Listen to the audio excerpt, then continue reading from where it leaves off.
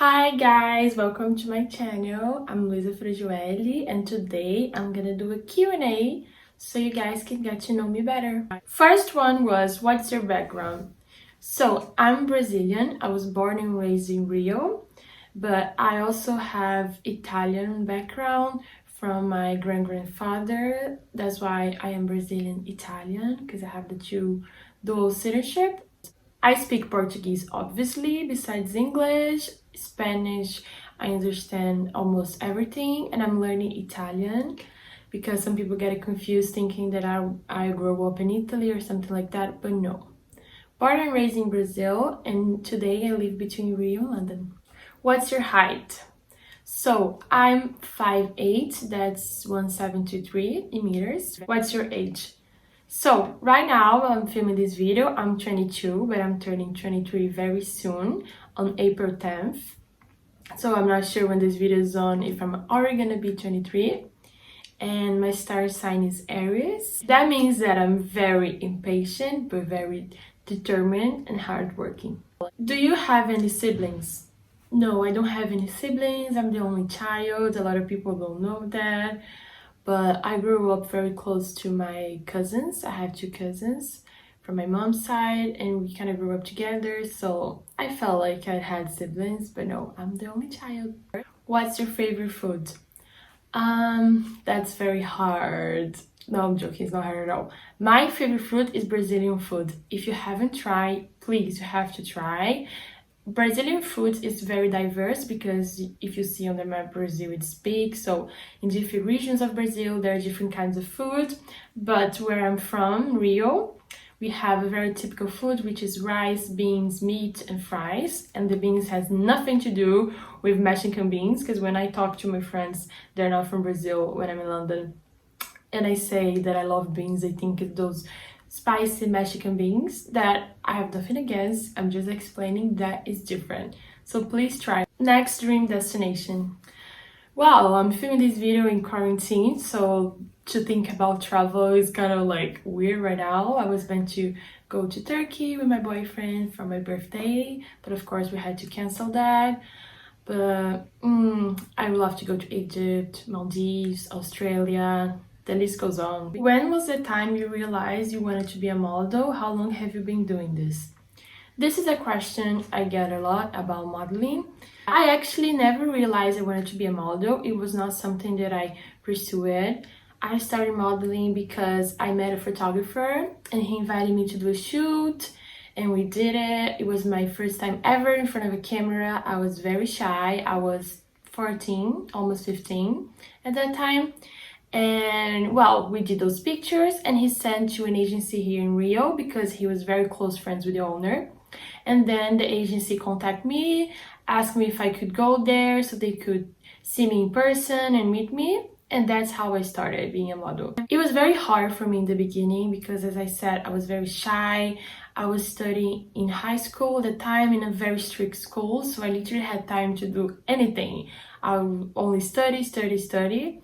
And then when I started being a model, I started getting some jobs, and sometimes I'll have to miss a day in school. It was very hard. I had a very hard time, but I didn't stop studying. I finished school. I think that's so important because I met so many models that they start so young and then they drop school to pursue modeling, but I don't think there is a need for this anymore, especially because now the girls are becoming models way later. When I started, it was very common for girls that were like 13, 14 to start modeling, which I think is too young. I think there is time for you to study, finish at least high school, and then you can pursue modeling. There's no rush. And today I study in uni. I do business administration. So I think if you dedicate yourself, you can balance both. I think it's very important not to stop studying, because even though modeling, like it consumes a lot of your time, I think a lot of people, they're not in the business, just doesn't realize how much effort we models put. I'm not talking about having to stay thin, because for me personally, I'm naturally skinny. I think if I had to do a crazy diet, I would just not be a model. But we have to travel a lot. We go to castings. A casting is when a client ask you to go so they can see you in person, and they literally say yes or no, sometimes not in your face. What I mean is that we have to deal with rejection, and when you're very young, I don't think it's very easy because you kind of take it personal, and it's very hard when you're 13, 14 to understand that maybe a client didn't choose you not because of you as a person, but just because of the looks. We are very judged by our looks. Now the industry is changing a lot. There's a lot of more diversity, but when I started, it was not really like that. I've been doing this for 7 years now. Do you feel lonely sometimes traveling all by yourself? Nowadays, not really, but in the beginning, yes, because after I finished high school, I travel a lot. I lived in Paris, Milan, I went to Germany, Miami, what else? Barcelona. And I was very young, I was 17, I think, at the time, and it was very hard because it was my first time living somewhere else besides Brazil. Even though I had traveled before with my family for vacation, of course, it's very different. I've stayed in Models apartment, and it was not really easy because you live with a lot of different girls. Sometimes it was a mess. I never been to like a very bad situation, thank God. Like, I also made a lot of good friends on the way, model friends that are my friends today still. Yeah, I do remember in the very beginning that my mom went with me to Paris and she stayed with me for 4 weeks, but then I had to stay by myself for another month, and I cry sometimes because I was feeling very lonely. But then I made friends. It was very good. I think I grew up very quickly in the sense of I became mature very early, in an early stage in my life, because I had a lot of responsibilities. I had to work, I was making money, I had to do a lot of things that girls at my age, when we were just 16, 17, my friends from high school, they didn't.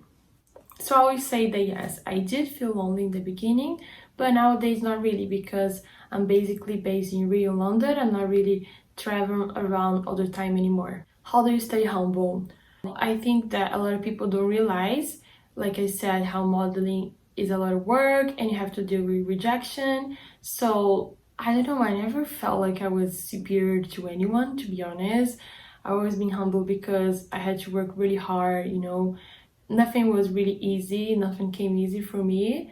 So yeah, I think when you, especially when you go through difficult times, that makes you appreciate the good things you have in your life, and it helps you to stay humble. What advice would you give to aspiring models?